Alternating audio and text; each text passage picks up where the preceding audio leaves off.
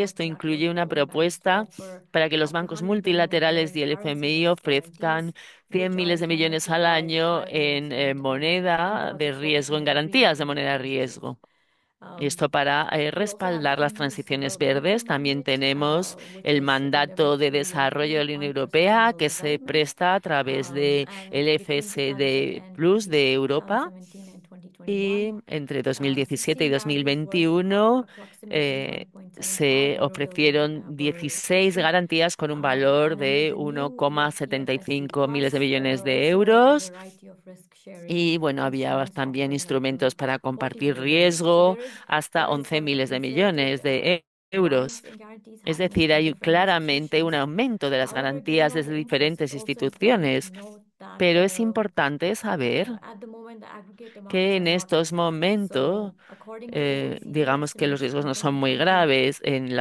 Según los cálculos del OECD, el total de las finanzas privadas movilizadas llegaba a 51,3 miles de millones y las garantías eran el 20%.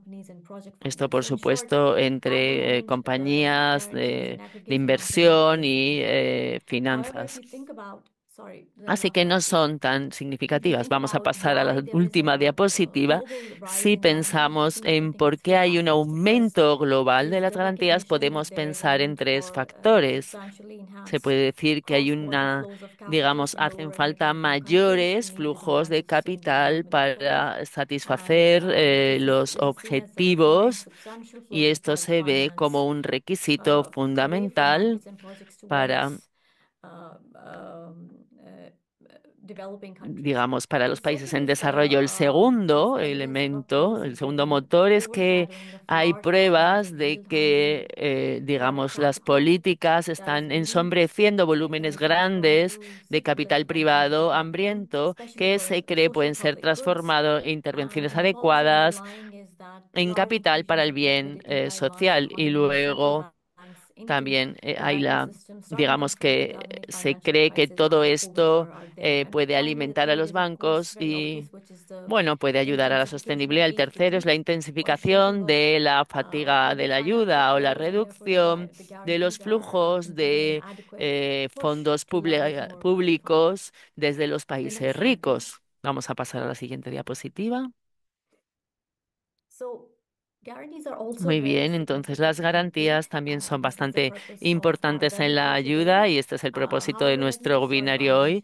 Pero quiero empezar hablando de tres países donde las garantías tienen un papel importante. El primero es en Suecia, el programa SIDA, que es uno de los principales de los principales suministradores de garantías como parte del esquema de ayuda. No voy a detallar cómo se ofrecen estas garantías, pero es importante saber que tienen diferentes formas y ha habido un aumento de las garantías de 400 millones en 2012 a 1,4 miles de millones en 2022. Dinamarca también sigue el modelo de SIDA y empezó un programa piloto en 2021, un programa piloto que se hizo en colaboración con SIDA y la Oficina de Deuda Nacional Sueca. Por último, en 2023, Noruega anunció un nuevo esquema de garantías con valor de 5 miles de millones en garantías para inversiones en proyectos de infraestructura verde en el sur global. No voy a entrar en detalle porque nuestras invitadas debatirán sobre esto con más detalle. Siguiente diapositiva. Vale, es muy importante mencionar que está, digamos, un ministro de Garantías con, digamos, y esto en combinación con la legislación sobre el instrumento del sector privado y en 2023, para quien no lo sepa, digamos, el Comité sobre Estadísticas de Finanzas del Desarrollo, la OCDE, llegó a un acuerdo para informar en estos instrumentos del sector privado, estas reglas, digamos que abarcan diferentes tipos de instrumentos para las garantías. Hay, digamos, tres elementos que se pueden considerar ADO, ayuda al desarrollo oficial. En esencia, bueno, el primero son tasas de servicio. El segundo es un coste implicado relacionado con riesgo de crédito asociado con garantía. Y el último es una cantidad efectiva de garantía que se paga en caso de que haya bancarrota. Lo más controvertido de estos tres es el coste implicado del riesgo de crédito, que esto se cuantifique como una ayuda al desarrollo. Esta metodología, en particular en el caso de las garantías, va a resultar en que los países ricos aumenten sus volúmenes de ayuda al desarrollo sin que en realidad estén transfiriendo recursos a ninguna parte. Y esto es importante tenerlo en mente. Entraremos en ello en detalle con nuestras invitadas de hoy. Siguiente diapositiva. Hay también el caso de las finanzas climáticas y las garantías, que creo que se va a convertir en un punto muy caliente en el futuro. Como sabéis, de acuerdo con los nuevos objetivos que forman parte del Acuerdo de París, que es un compromiso para que los países desarrollados ofrezcan a los países en el sur una cantidad de ayuda. Y bueno, sabemos que la cifra de 2024 era más de 100 miles de millones de dólares estadounidenses. Y bueno, Mariana quizá nos pueda hablar de los nuevos debates, las limitaciones y los éxitos ahora mismo, pero si pensamos en este objetivo y cómo las finanzas privadas fueron movilizadas, en realidad duró muy poco tiempo. La movilización de esto en realidad quedó muy por debajo de las expectativas, ¿no?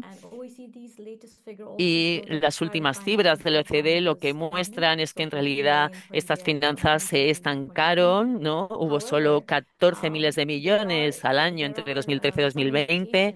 Sin embargo, hay algunos indicadores que señalan que esta falta de conseguir este objetivo igual lo que hace es impulsar las garantías. Ya lo hemos visto en la COP29. Hubo varias mesas y también una guía, la primera guía global sobre los planes de transición para las empresas de seguros, publicada por un foro de Naciones Unidas que se llama Transición Segura a las emisiones cero. Es un ejemplo importante donde se ve la importancia digamos, para la importancia dentro de las finanzas climáticas de las garantías, justamente. Pero bueno, podemos ver en las cifras cómo en realidad el flujo ha sido bastante bajo.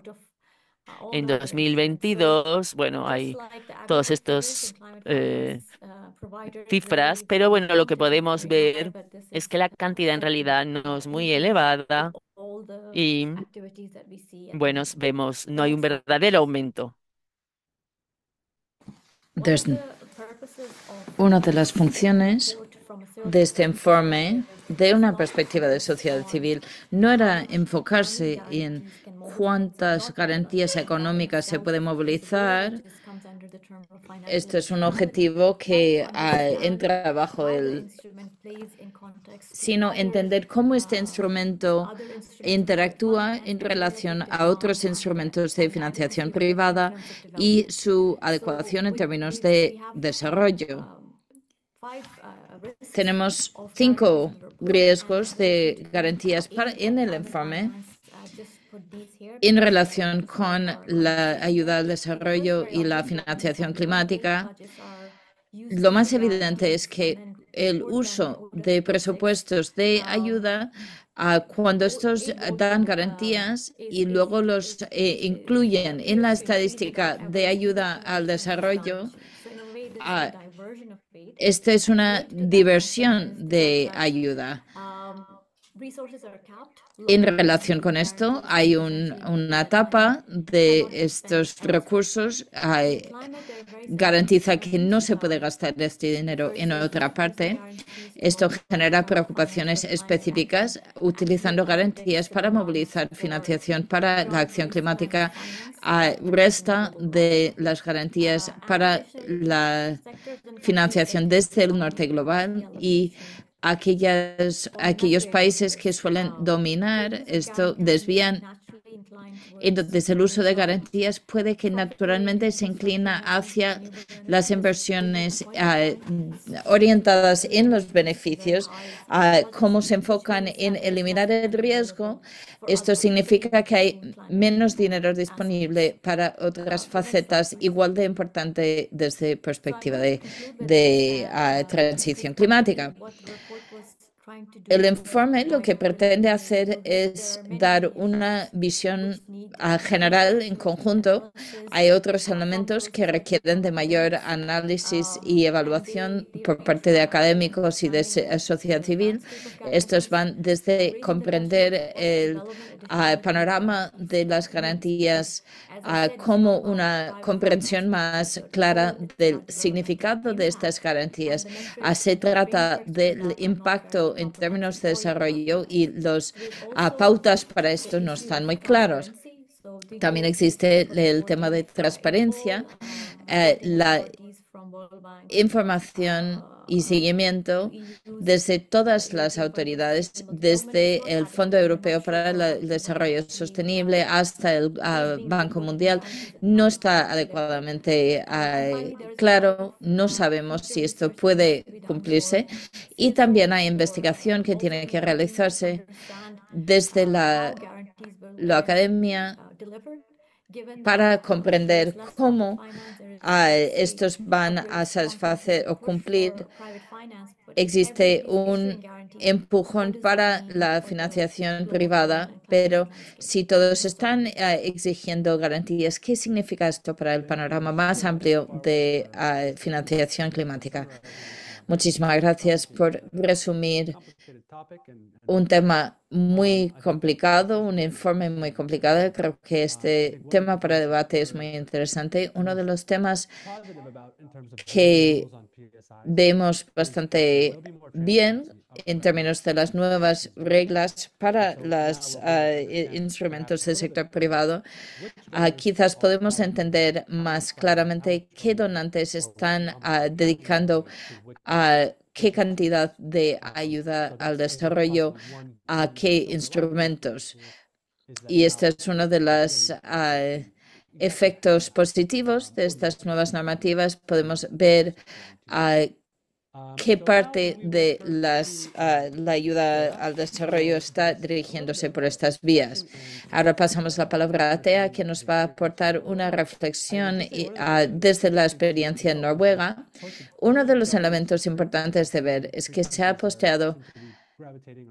Hay 3 países que están en la vanguardia del uso de garantías. Estos son países que sí que han renovado su compromiso a 0,7%. Esto es una observación peculiar que voy a lanzar por allí y le voy a pasar la palabra a Tea para que ella nos dé una visión del uso noruega de las garantías. Adelante.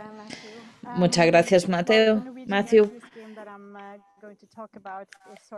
La esquema de la que voy a hablar y voy a hablar un poco, está actualmente en su fase de elaboración. Bien, podemos hablar un poco de la experiencia sueca más adelante. Creo que esta es un modelo más funcional que el modelo actual Noruega y quizás a partir de allí podemos hablar de cómo hacerlo mejor. Por supuesto, es un tema muy complejo. No voy a entrar en todos los detalles, ocuparía demasiado tiempo, pero para dar una visión general. Noruega tradicionalmente ha aportado ayuda al desarrollo basada en subvenciones sin la movilización de financiación privada y sus efectos. Pero el año pasado vimos la primera señal de que estaban contemplando entrar en el uso de garantías para movilizar capital privado hacia los objetivos de financiación climática y ahora vemos que también hacia la ayuda al desarrollo. Esto empezó con un compromiso por parte de Noruega a duplicar su financiación climática hace 2 años. Hasta este momento, Noruega solo había contado con una ayudas, subvenciones desde lo público. Esto luego el año siguiente, cuando empezaban a aportar informes, veíamos que no era una duplicación, sino que era contar las cosas de formas distintas. Esto llevó a una conversación sobre un posible esquema de garantías. Esto es algo que la industria noruega llevaba una década impulsando y a través de un proceso bastante complejo de lobbies con oficiales muy altos en el sector de ayuda al desarrollo desde Noruega, se estableció este esquema y se adoptó el año pasado. Algunos de los que impulsaban este nuevo esquema lo vendían por sus posibles virtudes. Todos entendemos la movilización de capital verde para los proyectos verdes de infraestructura. Todos decían, mira a Suecia, que lo está haciendo de esta manera. Nosotros teníamos algunas preocupaciones. Decíamos, no es posible hacer esto de la misma manera que lo están haciendo en Suecia. IDA compensa las posibles pérdidas desde la deuda nacional sueca, pero Noruega no tiene esta deuda. Tenemos un fondo de riqueza soberana y no se puede usar este fondo para mitigar posibles pérdidas. Entonces, ¿qué significa esto? Hay que apartar un presupuesto garantizado como un fondo de garantía y explicábamos que este dinero tiene que mitigarse de alguna parte y posiblemente esto sea desde la ayuda al desarrollo, pero puede que acabe saliendo de otros ministerios, en comercio, clima. Decíamos que lo más probable es que salga de ayuda al desarrollo. Y entonces adoptaron el esquema y sorprendentemente, mira, está desde el presupuesto del desarrollo a ayuda al desarrollo. Ahora es tarde para cambiar esto, está establecido así. Entonces, empezamos con 5 miles de millones de kroner en Noruega como un marco y luego lo tienen que compensar desde el presupuesto de desarrollo, ayuda al desarrollo. Esto ya no va hacia proyectos subvencionados directamente. Ha habido provisiones para aumentar la escala. Empezó en 5.000 millones de kroner noruegas, ahora está en 15. Noruega una y otra vez señala que quiere mirar hacia Suecia y copiar el modelo de SIDA. Se supone que esto están empujando para tener 20 o incluso 50 mil millones como un objetivo. La totalidad del presupuesto noruego para ayuda al desarrollo son 50.000 millones. Esto tiene que debatirse del todo, pero estas garantías se puede informar o explicar estos gastos como ayuda al desarrollo. Entonces hay un riesgo real de inflar el presupuesto. Desde luego estamos diversionando o captando dinero que podría dedicarse a subvenciones directas de ayuda internacional al desarrollo. Y si hay otros países, estos se sustraerán de estos fondos. Si hubiera otro conflicto, otro colapso financiero en el que grandes empresas entran en bancarrota, esto potencialmente podría devorar una parte muy importante del presupuesto para ayuda al desarrollo, según, por supuesto, cómo se escala la cosa. Estas son nuestras preocupaciones. Luego, esto también significa que tenemos una doble contabilidad también hacia el MCQG, o sea, las nuevas objetivos colectivas y cuantificadas.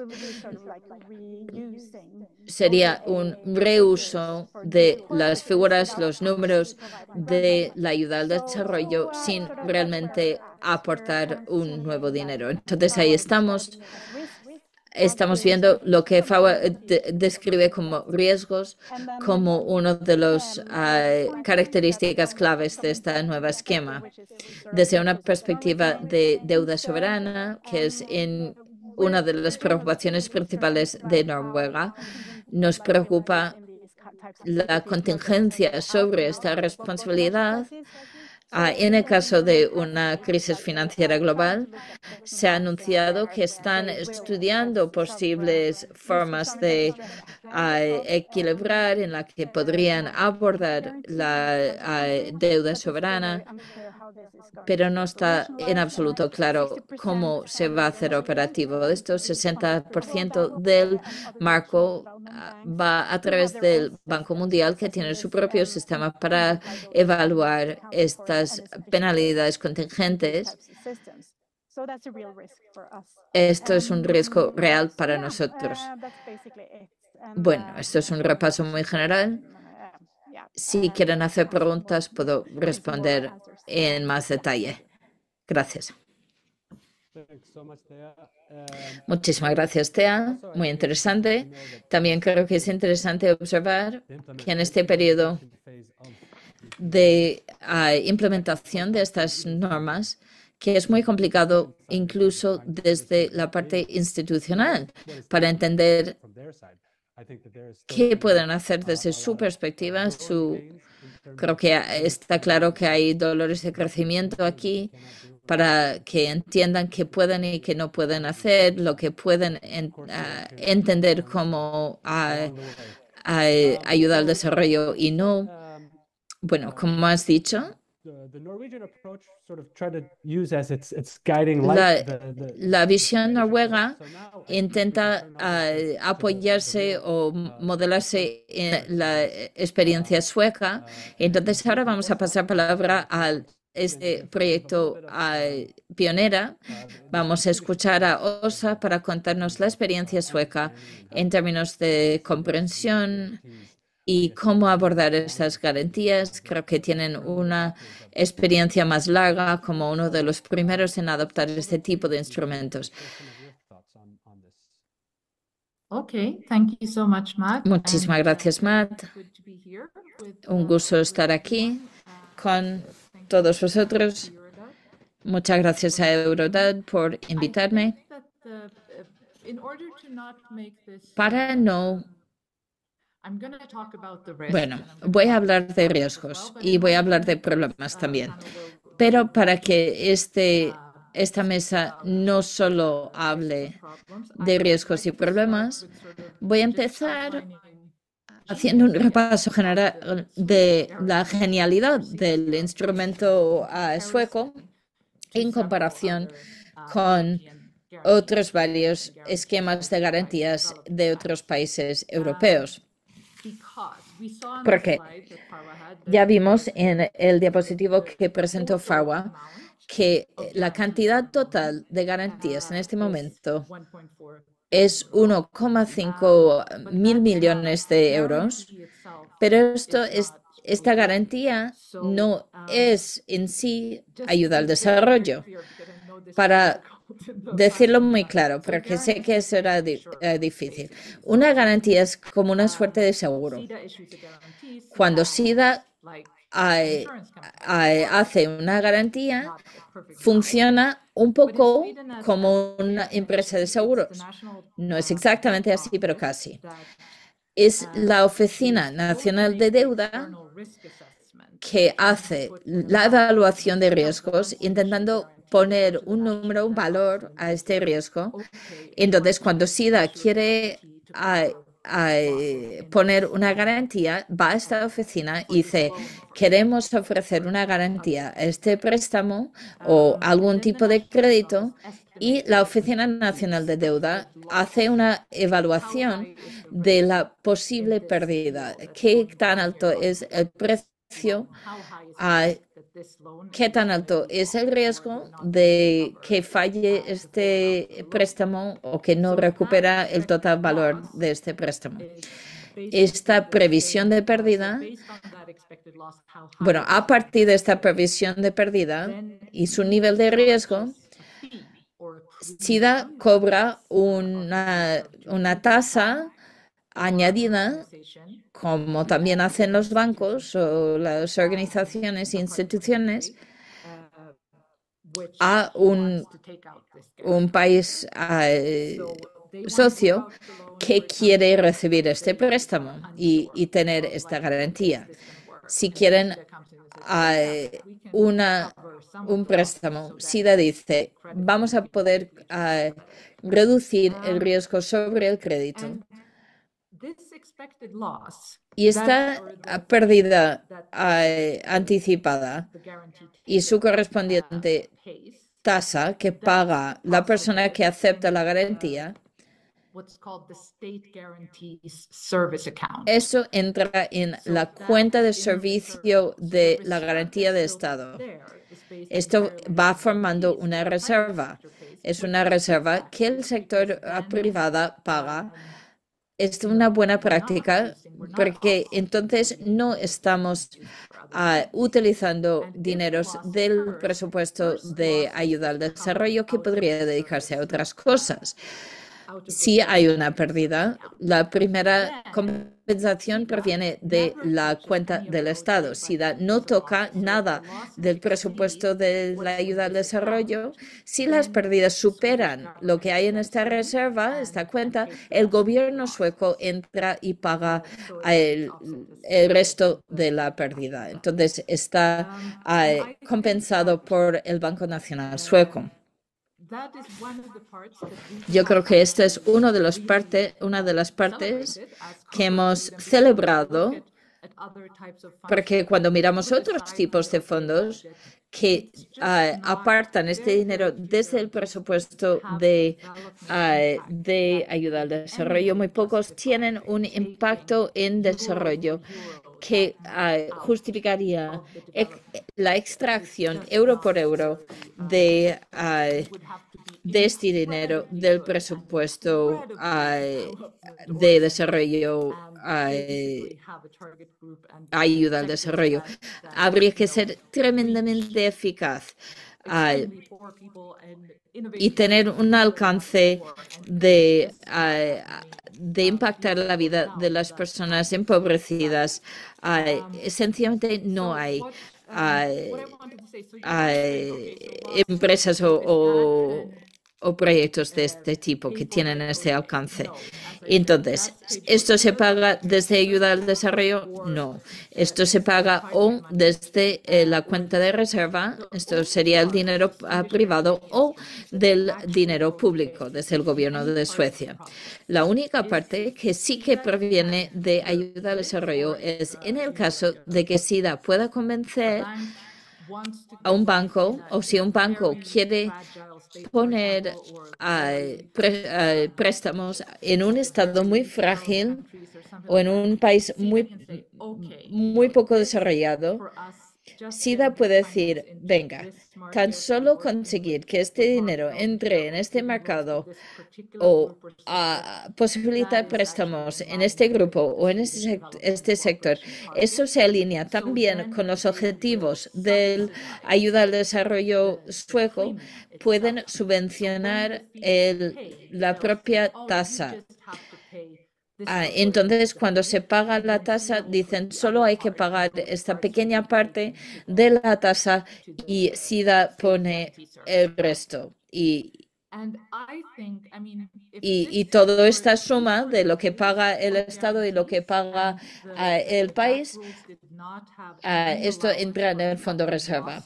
Si las reglas de DAC no tuvieran una forma de cubrir pérdidas, yo estaría completamente al favor. Si vemos la cantidad que está en el instrumento de garantía, tienen 1,4 a 1.000 millones en compromisos de garantía el año pasado o en total a lo largo de los años anteriores, porque eso ha ido creciendo muy poco a poco, porque todo aquello que, esto me parece muy recomendable, todo lo que se deja, bueno, esto sería una forma para que Noruega podría reducir el daño al presupuesto de ayuda al desarrollo. Sería sencillamente dejar que estos fondos estén allí, que vayan aumentando. El total movilización actualmente supera 2,5%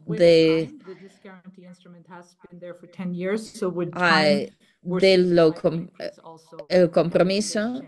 Hemos visto este aumento en la movilización de préstamos o recursos privados adicionales. En 2023 había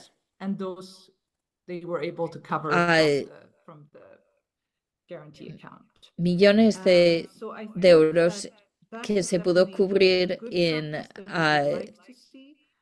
bueno, esta es una buena práctica que nos gustaría ver en más países y desde luego en el presupuesto de la Unión Europea, que no tiene un presupuesto nacional. Nos gustaría verlo crecer de una forma mucho más lenta, de modo que no tendría que restarse del presupuesto de ayuda al desarrollo. Entonces, hay la parte positiva sobre este instrumento de SIDA y nosotros, por supuesto, nos parece que relativo a otros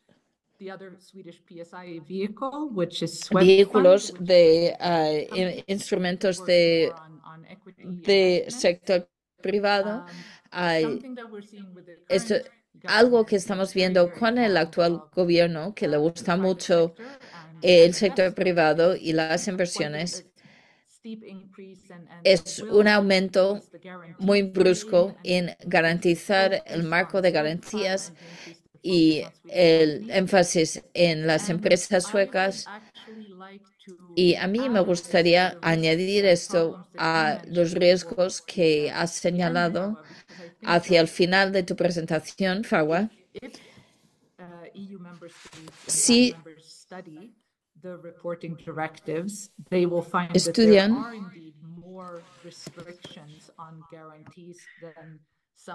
que de lo que querrían en el momento, aunque no es lo que le gustaría a la sociedad civil.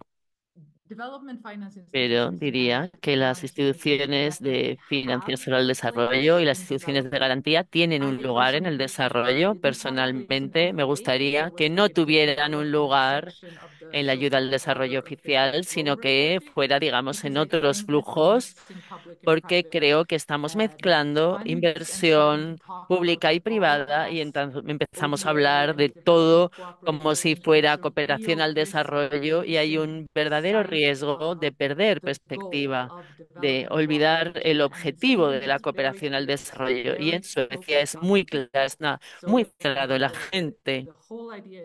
Toda la idea es crear condiciones para las personas que sufren pobreza y opresión. Con este punto, este centro, este foco, tal y como se estaba mencionando antes, muchos de los sectores de los instrumentos de garantías, porque ahí es donde es muy fácil invertir y no es, digamos, en muchos países en vías de desarrollo, con bajas rentas, no es que tengan muchísimas ideas, ¿no? Que sean muy tentadoras para los prestamistas, y entonces es un trabajo muy difícil. Gran parte de las instituciones financieras del desarrollo acaban en sectores donde es lo más fácil invertir. Y si acabas en ese sector donde es fácil invertir, que es el sector financiero y el sector energético, entonces ya estás reduciendo la adicionalidad de las garantías.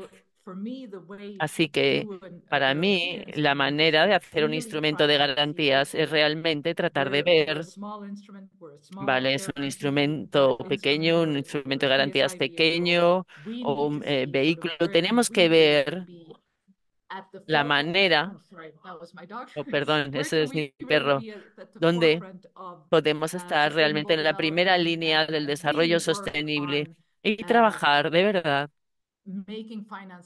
en poner las finanzas a disposición de la gente que está en situaciones de pobreza y en extrema pobreza, y los sectores que más les van a beneficiar y aprender de lo que estás haciendo. Porque si lo que intentas es imitar a los bancos multilaterales de desarrollo, o peor, si intentas imitar a los bancos privados, entonces has perdido perspectiva tanto el objetivo de la cooperación al desarrollo y la adicionalidad. Así que deberíamos estar, digamos, planteando más demandas en los gobiernos también de la Unión Europea para que verdaderamente respondan a la pregunta, ¿dónde está el desarrollo aquí? ¿Dónde están los resultados de desarrollo? ¿Cuál es la teoría del cambio aquí? ¿No? Porque es demasiado resbaladiza y no innovadora, ¿no? Si, por ejemplo, 5 de estos, ¿no? Ponen sus inversiones en el mismo proyecto, has perdido la adicionalidad por completo. Voy a dejarlo aquí y quizá podemos luego continuar. Sí, muchísimas gracias. Es interesante si analizamos, ¿no? Los beneficiarios de las garantías en los últimos, desde 2012 hasta 2022. Y al principio de la lista tenemos, ¿dónde está? Tenemos Argentina, Colombia, Turquía, países como estos, ¿no? Es decir, no los países menos desarrollados, que probablemente son India, ¿no? Bueno, eh, entonces, bueno, es interesante, digamos, no donde es más necesario la ayuda al desarrollo. Bueno, me pregunto, esto forma parte de la discusión, me pregunto si los objetivos a escala nacional, ahora con las nuevas reglas, si SIDA va a continuar abordando las garantías de la misma manera, ahora que estas abiertas, esas reglas han abierto la puerta para que se vea como ayuda al desarrollo. Si eso va a disparar a los políticos oportunistas que digan, bueno, quizá deberíamos empezar y tenemos que cambiar, o la legislación está ahí para impedir que esto suceda. Bueno, diría que en el caso del instrumento de garantías de SIDA, es un rasgo bastante consolidado y no creo que los políticos entiendan muy bien lo que están haciendo, así que por este motivo creo que probablemente dirán, oh, eso está en los estados. Pero bueno, hay un marco muy claro para el instrumento de garantías de SIDA y una manera muy clara para trabajar con la Oficina de Deuda Nacional y están ya implicadas, así que yo creo que esto no es el instrumento más fácil para mezclarlo todo. Pero ya estamos viendo, porque sí, ¿no? El gobierno actual está muy fan de movilizar las finanzas privadas y buscar las sinergias entre las exportaciones suecas y los instrumentos del sector privado. Ya estamos viendo toda una flora y fauna de nuevos instrumentos y algunos o ninguno son funcionales y ninguno parecen ser ayuda al desarrollo, desde luego.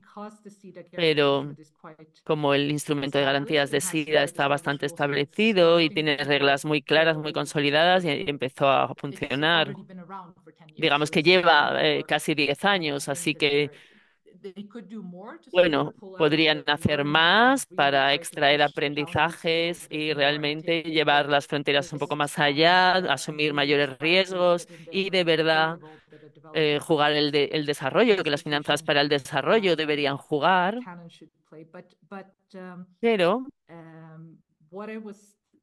lo que Estaba pensando porque el gobierno ha incorporado dos nuevos instrumentos de financiación que son créditos a la exportación. Intentan acogerlos en la autoridad de crédito a las exportaciones, pero también lanzarlos como parte del presupuesto de ayuda y es una mezcla bastante extraña. Hemos sido bastante críticos al respecto y hemos dicho que esto en absoluto es ayuda al desarrollo, porque explícitamente está escrito, ¿no? En la primera página de las nuevas reglas que los créditos para la exportación y todo lo asociado no son en absoluto ayuda al desarrollo.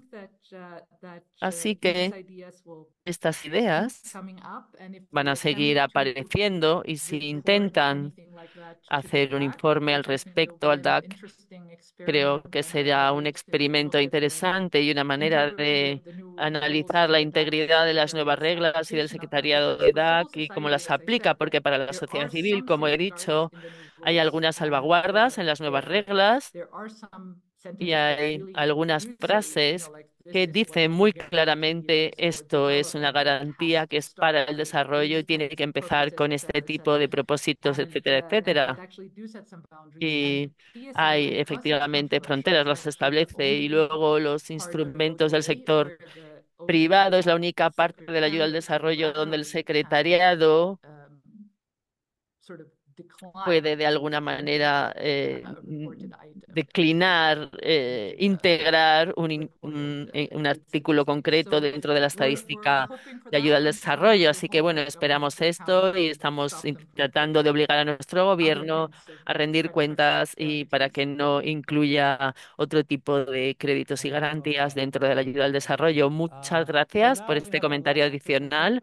Ahora tenemos la última presentación, Mariana, que nos va a dar un poco de perspectiva en las garantías utilizadas en el ámbito de las finanzas climáticas. Mariana, por favor, tienes la palabra. Creo que tienes una presentación. Muy bien. ¿Veis la pantalla? Sí, perfecto. Muy bien. Bueno, creo que lo que quiero compartir con todas vosotras es, bueno, pensando en el papel de las garantías en el ámbito amplio de las finanzas climáticas, en particular teniendo en cuenta la COP29 que acaba de terminar, Vancouver, Bangkok, y cómo el movimiento climático ha estado participando en todo el relato en torno a esto. Entonces, antes de entrar en la cuestión de las garantías, quería incorporar algunos de los elementos importantes de donde parte el movimiento climático. El primero es la centralidad de las finanzas y en particular la finanza pública para el desarrollo y la acción climática y cómo la falta de esto ha impedido el avance en muchos terrenos. Y esto se debe a que si no hay finanzas públicas, elementos clave del clima como los daños, la adaptación, la transición energética, cumplir los objetivos de reducción de emisiones, etcétera, etcétera, están realmente en riesgo. Y esto es una cuestión, es que todo esto tiene que ver con implementar equidad, reparación y la idea de lo común, de las responsabilidades comunes. Y tiene que, digamos, el norte global tiene que ofrecer un porcentaje justo, correspondiente.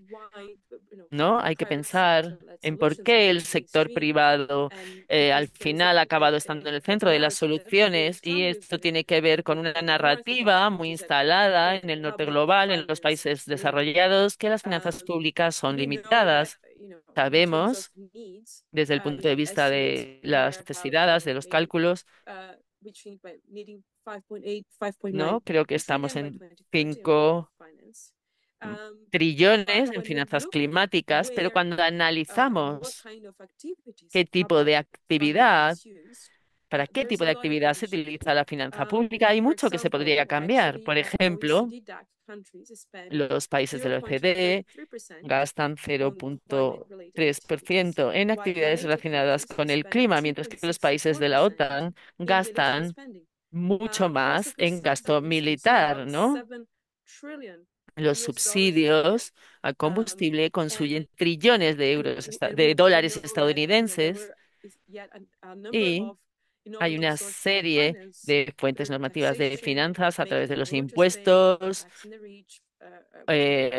poner impuestos a los más ricos, sistemas fiscales progresivos, que podrían ayudar desde luego en este sentido, pero lo que estamos viendo es que hay este relato de que no hay suficientes fondos públicos y todo el sector privado, el enfoque del sector privado se ha hegemonizado como una manera de reclamar el papel de los bancos y las finanzas privadas en el espacio del desarrollo y del clima. Y esto está abriendo también a otros, digamos, a otros elementos, como no, los mercados de emisiones de carbono, las permutaciones de deuda, etcétera, etcétera. Entonces, volviendo al contexto, lo que se discutió en Bangkok es cuál es la nueva cifra, ¿no?, que va a sustituir a estos 100 miles de millones que se comprometieron en 2009. ¿Y por qué este objetivo de finanzas climáticas no se logró, digamos? Y no porque se decía que era insuficiente, sino porque se suministró con préstamos y no estaba demasiado centrado en la mitigación, poco en la adaptación, e incluso la cantidad de finanzas desde el punto de vista de las subvenciones. La mayoría no era adicional, ¿no?, sino que se extraía de compromisos en ayudas al desarrollo, el 92%. Así que luego, bueno, por supuesto, había poco financiación para el Fondo Climático Verde, para el Fondo de Adaptación, así que digamos que todas las lecciones se ignoraron, porque lo que la sociedad civil estaba imaginando sobre este nuevo objetivo global cuantificado, ¿no? Se pensaba que se iba a generar unas finanzas climáticas públicas, adicionales, adecuadas, predecibles, basadas en necesidades, basadas en subvenciones, que respetaran los derechos y que cubrieran todos los terrenos del cambio climático, y esto incluyendo los daños y incluyendo la transparencia, con una clara, además, también definición de qué son las finanzas climáticas, considerando el hecho, ¿no?, de que había un cambio todo el tiempo, ¿no? Es importante que se definan los marcos temporales, pero los políticos se han excusado abriendo el espacio de quiénes son los donantes y con un enfoque multicapa que al final lo que hace es, digamos, es un objetivo de movilización y al final un objetivo de inversión como un elemento de la conversación que distrae de la responsabilidad del norte global de desarrollar, de ofrecer y, digamos, tomar esta carga sobre sus hombres. Entonces, ¿por qué? ¿Qué es lo que hemos visto en la COP29? ¿No? En relación con este nuevo objetivo cuantificado global. ¿Por qué fue un absoluto fracaso las negociaciones ahí, ¿no? En primer lugar, porque lo que han acordado fue un objetivo de 300.000 millones movilizados para 2035. Movilizado es algo que no se diferencia, donde no hay una diferencia entre dinero público garantizado y dinero privado, que en realidad se usa como un mecanismo de apalancamiento del sector privado. Y estos 300.000 millones no tienen, digamos, no se tiene que, ahí digamos que se incluyen muchas financiaciones a través de los bancos de desarrollo multilaterales. Y aquí sí ahí como se evita la responsabilidad de realmente pagar. Luego está esta aspiración de los 1,3 trillones de inversión, pero no se habla de infraestructura, no se habla de rendición de cuentas y esto está vinculado a una conversación separada dentro del diálogo Sharm el Sheikh. En torno a punto 2.1 del Acuerdo de París, donde se dice cómo podemos realmente con este dinero llegar a esta reducción de las emisiones de carbono. Y si miramos toda la arquitectura, realmente es insuficiente. La cuestión crítica es que no hay separación entre qué es la movilización de activos y lo que es la dotación de activos. No hay obligación por parte de los países desarrollados de ofrecer. Ahora mismo todo el mundo es responsable, incluidos los países en vías de desarrollo. No hay subobjetivos para diferentes áreas y ninguna referencia a las pérdidas y daños. Así que volviendo a cómo entonces, ¿no? Cómo desde los objetivos de una cantidad global, cómo se ve la cuestión de la deuda, de lo público versus lo privado y cómo se ve la cuestión de los instrumentos financieros. Sabemos que las finanzas públicas son insuficientes, pero las finanzas privadas tienen un papel muy limitado que jugar en las finanzas climáticas, porque son terrenos que no son beneficiables, que no generan beneficios, no son rentables y en particular, ¿no? Para la cuestión de los riesgos en las comunidades más marginadas.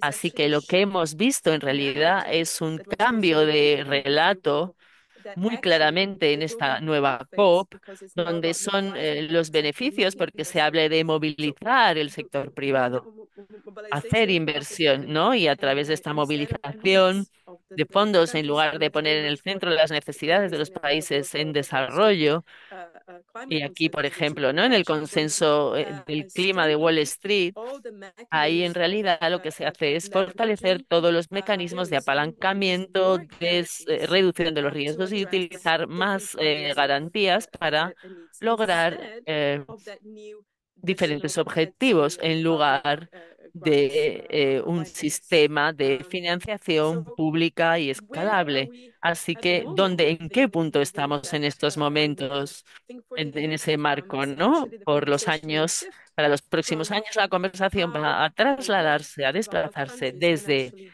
qué pueden hacer los países desarrollados para pagar por lo que deben pagar y más bien ahora se está hablando de cómo podemos ser creativos para aumentar la inversión del sector privado en los países en desarrollo. Y al final vamos a echar la culpa a los países en desarrollo por no hacer lo suficiente para atraer al sector privado, por generar entornos poco amables para el sector privado.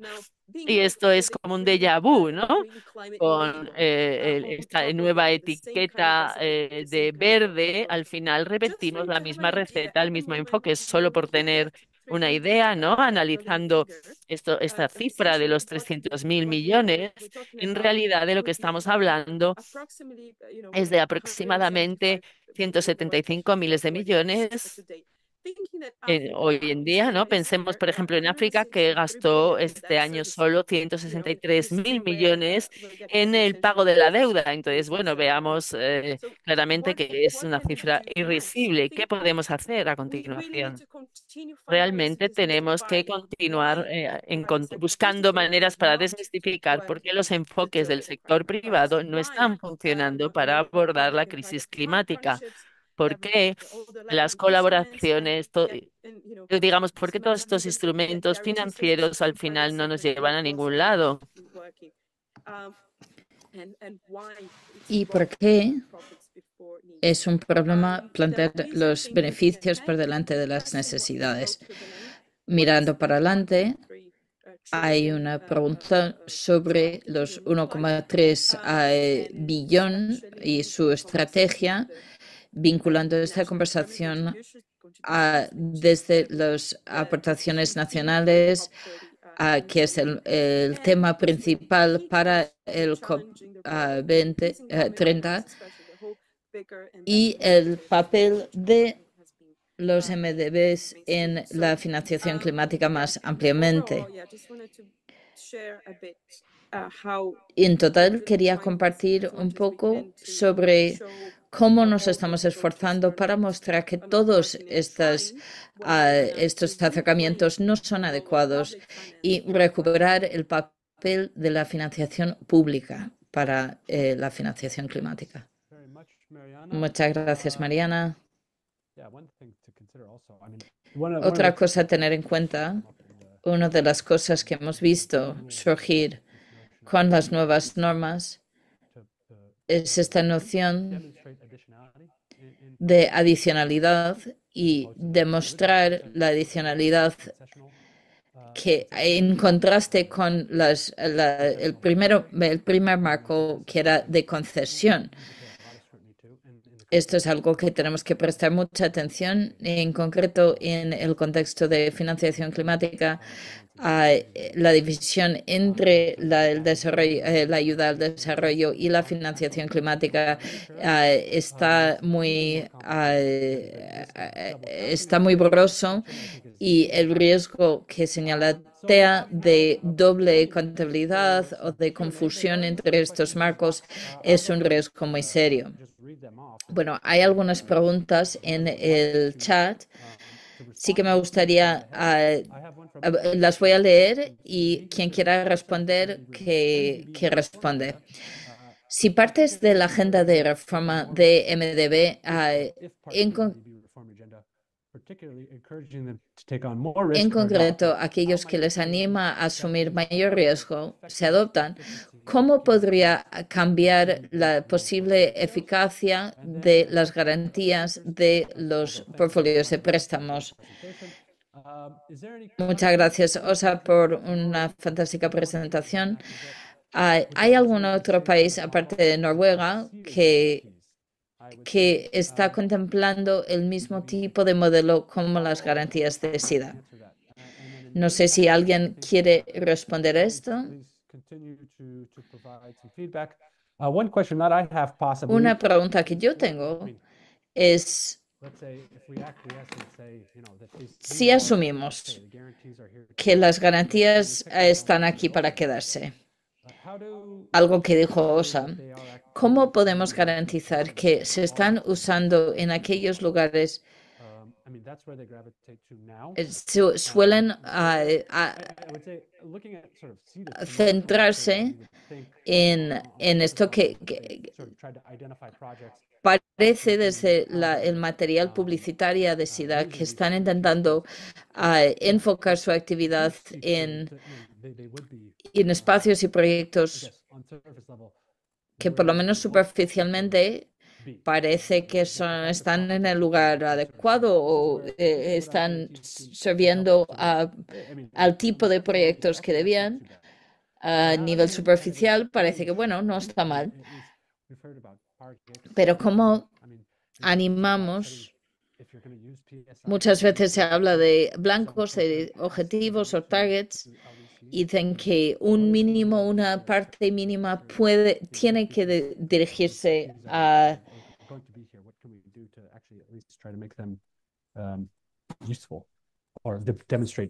cómo podemos demostrar que tengan un impacto de desarrollo. Entonces, si alguien más quiere intervenir, dejo planteadas estas preguntas. Osa, adelante. No, dale. Un comentario sobre lo que decías, Matthew.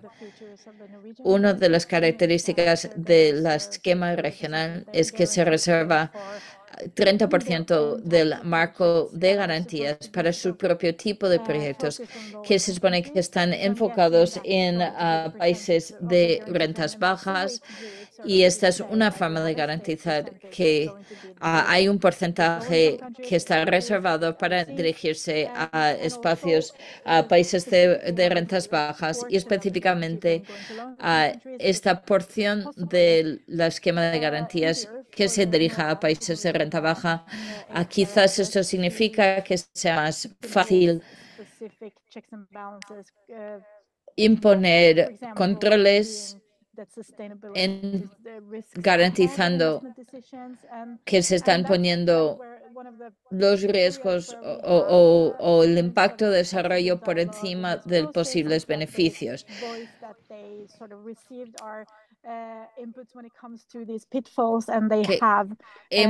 Nos dicen que han recibido nuestras críticas y están intentando incluir estos criterios para poder apartarse de una división de 50%, 50-50,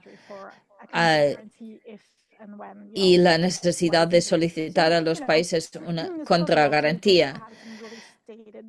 Sí que es posible tener unos marcos muy claros, muy claramente enunciados para poder dirigir este dinero no necesariamente a los países de ingresos o rentas medias. Tristemente, en Suecia estamos viendo todo lo contrario. Uno de los nuevas garantías orientada a la exportación está orientada a garantías de crédito para Ucrania. Esto todavía no se ha aprobado, forma parte del presupuesto nacional actual, pero está orientado hacia los países de rentas medias. Es todo lo contrario de lo que deberíamos ver. El vehículo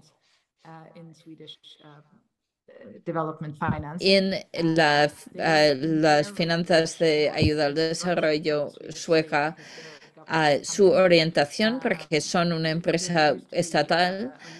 Antes había un límite sobre sus inversiones de que tenían que dirigirse a estados frágiles y países de bajos ingresos que no solían recibir nada de financiación. Tristemente, el gobierno ha revocado este límite y ha aumentado las garantías sobre finanza climática porque existía una excepción para permitir la inversión en países de rentas medias. Quería comentar, ¿qué deberíamos estar haciendo? Yo creo que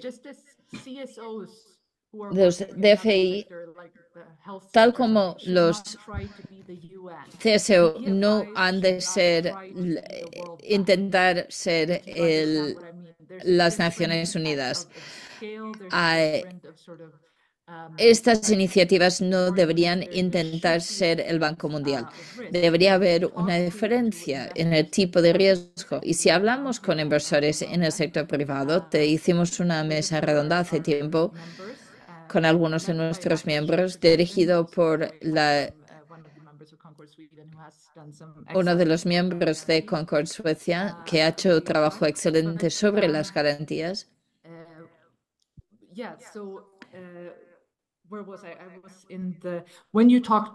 Cuando se habla con inversores, con bancos, ellos son empresas, quieren tener una garantía de los retornos sobre su inversión y todo esto. Entonces, para mí, es mejor que el Banco Mundial,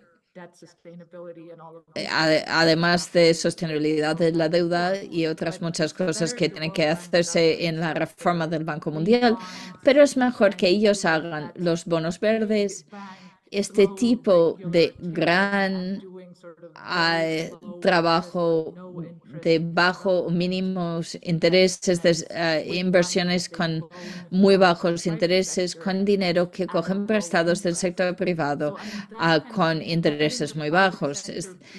Permitir que el sector privado siga siendo el sector privado y hacer todo lo que se puede con dinero privado en vez de con dinero público, porque solo enfocarnos en los DFI y las garantías, el problema es que se acaba poniendo mucho énfasis en cómo podemos dirigir la mayor cantidad de dinero público y dinero de ayuda al desarrollo en estos vehículos de inversión o los instrumentos del sector privado.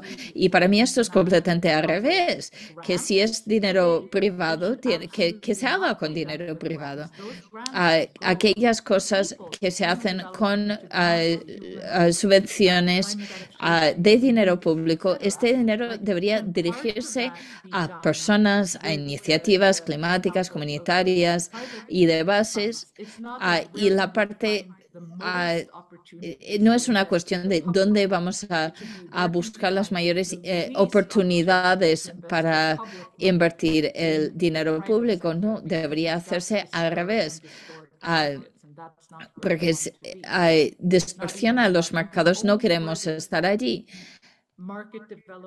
Incluso donde hay el desarrollo de mercados o está muy cercano a ser viable para la inversión privada.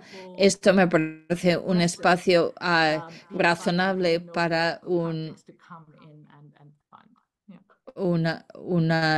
instrumento de sector privado.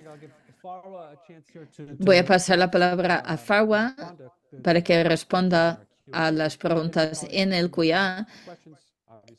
Insisto que si tienen preguntas, no duden en escribirlos en el QA. Farwa, adelante, y luego pasamos la palabra a Tea y Mariana. Muchas gracias, Matt, y voy a coger esta pregunta sobre la agenda de los MDB, que podría aumentar la eficacia de sus portfolios. Mucho ya se ha dicho. Como ya señalé antes, este informe es una revisión general, no solo sobre la deuda, sino mirando las garantías en general. Y una de las cosas que subrayamos es una realidad, que es la crisis de deuda, como ya ha mencionado Mariana. Al no ser que haya una reestructuración y cancelación de deudas, las garantías solo son más financiación privada. Entonces, si damos la vuelta a la perspectiva de financiación, no desde la perspectiva de si habrá más financiación privada, sino desde la perspectiva si habrá más deuda, pues por supuesto son un instrumento de deuda. Si preguntamos qué sostenibilidad de deuda habrá y el papel de las responsabilidades contingentes, cómo las contabilizamos, cómo las enumeramos, esto puede ser un riesgo, incluso si vemos que sí que hay más dinero disponible a través de las garantías.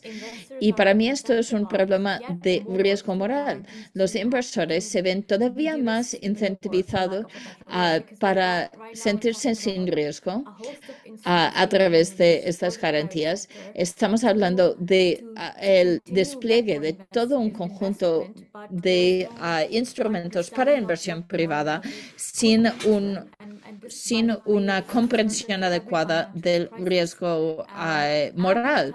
Y este es el precursor de toda crisis financiera. No hemos hablado de los precios, pero los precios de las garantías es una cuestión de cómo medimos el riesgo de las inversiones en los países en desarrollo.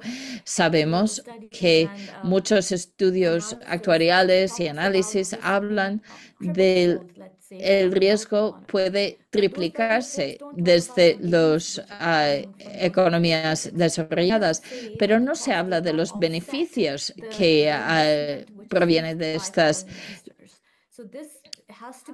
estos proyectos. Esto tiene que entenderse en estudios cuando se habla de los precios de las garantías. Yo creo que ya hablamos de la cuestión de la calidad de las garantías, cómo se puede mejorar. Primero, yo creo que esto es algo que hemos señalado en el informe. Si hay garantías y se están mirando como un instrumento, como una forma de compartir riesgo, sí que tienen un papel. Pero la cuestión es cuál es su papel en el desarrollo. Sí, el compartir riesgos se hace de tal manera que no pisa los flujos de concesión o la ayuda al desarrollo, pero aquí tenemos que ver hacia dónde van las garantías. Si van hacia un sector estructural, es una cosa, pero si estamos dirigiendo más hacia mayor financialización, no aporta nada al país ni al tema climático. Tenemos que volver sobre la pregunta, ¿qué hacen las garantías para los países en desarrollo? Si son para un producto que se manifiesta en una transformación estructural, y esto no significa 10 años de trabajos o infraestructuras, sino algo que empodera a un país a ser autónoma en un sector, por ejemplo, entonces ya tenemos la posibilidad de compararnos con los países de rentas medias.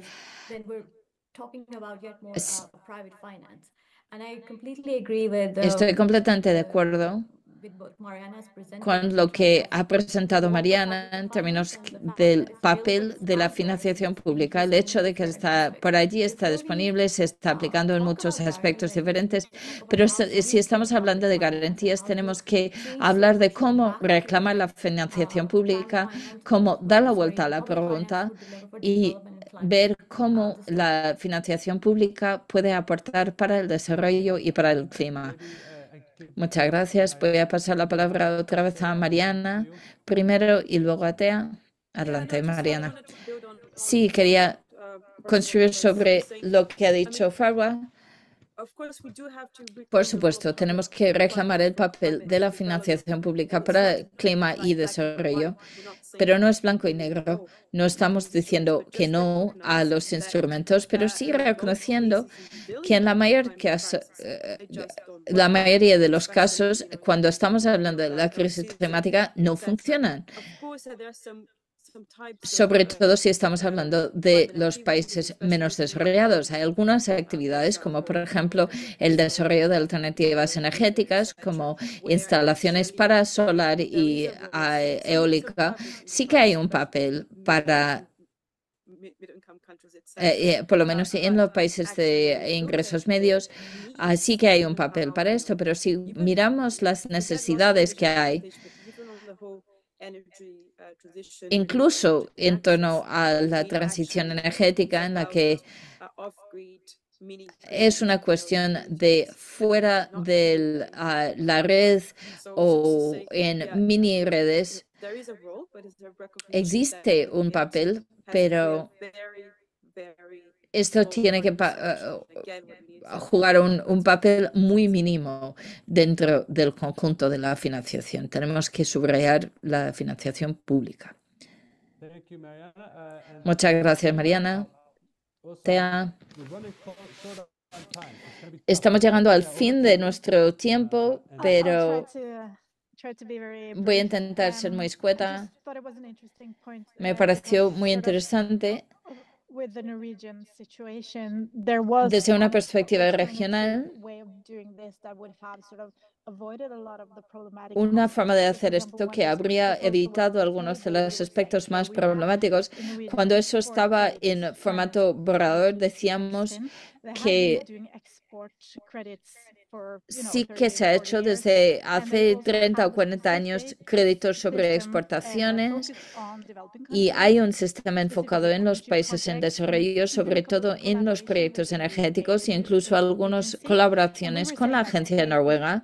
Y decíamos, si en lugar de esto aumentáramos la escala del portfolio y trabajáramos sobre un mandato, entonces este dinero pasaría por el Ministerio de Comercio y sería muy claro que estos son inversiones privadas para proyectos energéticos y no se acercaría al presupuesto de ayuda al desarrollo. Y aún así sí que estaría construyendo infraestructuras en países en desarrollo. y no tiraría del presupuesto de ayuda al desarrollo. Pero nos decían que esto no era adecuado porque era demasiado averso a los riesgos. Tienen un excelente sistema para evaluar el riesgo soberano y no interactúan con aquellos países que tienen un riesgo de crisis de deuda. Bueno, un comentario muy breve sobre lo que ha dicho Mariana sobre la financiación climática. Para mí, si miramos los objetivos de financiación climática, que es la implementación de los objetivos de las convenciones climáticas, las garantías en los países en vías de desarrollo no tienen un lugar en la financiación climática para nada, desde mi perspectiva. Porque en los países en desarrollo lo que podríamos apuntar es un desarrollo económico con bajas emisiones, pero con los esfuerzos de mitigación en los países en desarrollo, con la excepción de China, pero nadie se está esforzando para invertir allí. No hay ninguna posibilidad de aportar a la implementación del Acuerdo de París desde estas vías. Entonces, esta idea tiene que cambiarse completamente. Ve a reformar tus propios fondos de pensiones, tus propias participación en los bancos multilaterales de desarrollo, tus propias empresas estatales, apoyar los negocios sostenibles. Es una forma mucho mejor de invertir estos esfuerzos. Muchas gracias. Este es un terreno nuevo. Sabemos que SIDA ha estado en un papel pionera en esto. Sabemos que también hay otros DFI que están utilizando los esquemas de garantías. También hay el informe sobre lo que ha hecho Noruega, Dinamarca y Suecia. No sé si es un instrumento que ya se está usando desde todos los DFIs, pero creo que a partir de ahora vamos a tener mayor claridad, mayor transparencia. Este es uno de los efectos positivos del acuerdo sobre los instrumentos del sector privado.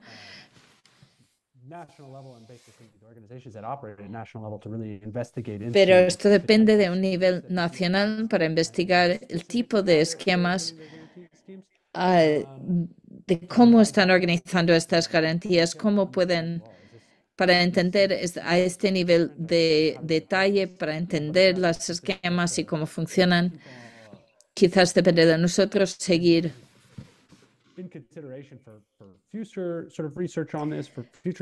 promoviendo la investigación y la recogida de evidencia y datos sobre estos diferentes modelos.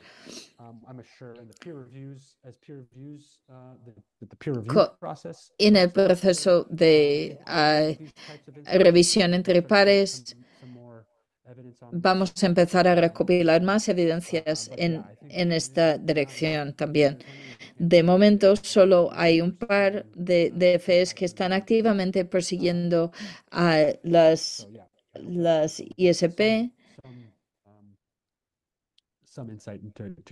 pero sí que nos aporta una visión sobre esta cuestión. Bueno, ya hemos llegado a nuestros 90 minutos. Me gustaría agradeceros por estar aquí, a los ponentes, a las ponentes, a los participantes que se han sumado a esta llamada. Muchísimas gracias también a los intérpretes por aportar esta interpretación y al equipo de Eurodad por todo el apoyo y organización. Vamos a enviar las presentaciones y todo el material de fondo que se ha apuntado en algún lugar a todo el mundo que haya asistido y esperamos con mucha ilusión seguir en esta conversación hacia el futuro. Y por favor, estad atentos al informe que yo creo que ya está disponible online o estará dentro de muy poco y que tengan muy buen día o tarde o noche.